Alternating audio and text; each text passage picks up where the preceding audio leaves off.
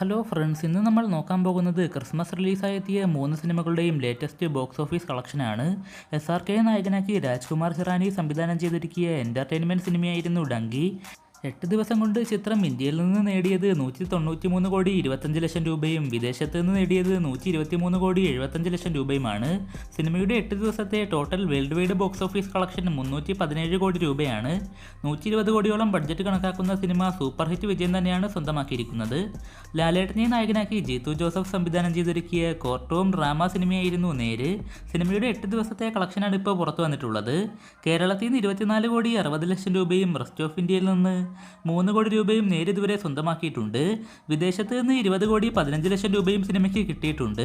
അങ്ങനെ ആകെ മൊത്തത്തിൽ 8 ദിവസം കൊണ്ട് ലാലേട്ടൻ്റെ നേരെന്ന ചിത്രം വേൾഡ് വൈഡായി സ്വന്തമാക്കിയിട്ടുള്ളത് 47 കോടി 70 ലക്ഷം രൂപയാണ്. 9ാം ദിവസമായി ഇന്നത്തോടുകൂടി ചിത്രം വേൾഡ് വൈഡായി 50 കോടി ക്ലബിലേക്കും എത്തിയിട്ടുണ്ട്. ലാലേട്ടൻ്റെ ഗംഭീര തിരിച്ചുവരവ് തന്നെയാണ് ഈ കൊച്ചു സിനിമയിലൂടെ നമുക്ക് ഇതുവരെ കാണാൻ സാധിച്ചത്. ഇതോടെ 5ാം തവണയാണ് ഒരു മോഹൻലാൽ സിനിമ 50 കോടിയിലേക്ക് എത്തുന്നത്. പ്രഭാസിനെ നായകനാക്കി പ്രശാന്ത് നീൽ സംവിധാനം ചെയ്തിരിക്കിയ പാൻ ഇന്ത്യൻ മാസ് സിനിമയായിരുന്നു സലാർ. സിനിമയുടെ 7 ദിവസത്തെ വ്യക്തമായ കളക്ഷൻ പുറത്തു വന്നിട്ടുണ്ട്.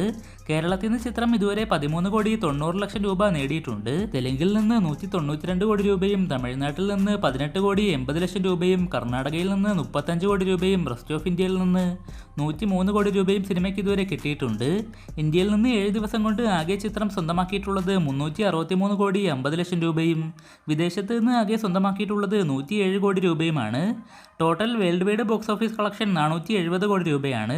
8ാം ദിവസമായി ഇന്നത്തോടുകൂടി ചിത്രം വേൾഡ് വൈഡായി 500 കോടി ക്ലബിലേക്ക് എത്തും. മിക്സഡ് റിപ്പോർട്ടുകൾക്കിടയിലും കേരളത്തിൽ ഉൾപ്പെടെ നല്ല കളക്ഷൻ തന്നെയാണ് സലാർ സ്വന്തമാക്കിക്കൊണ്ടിരിക്കുന്നത്.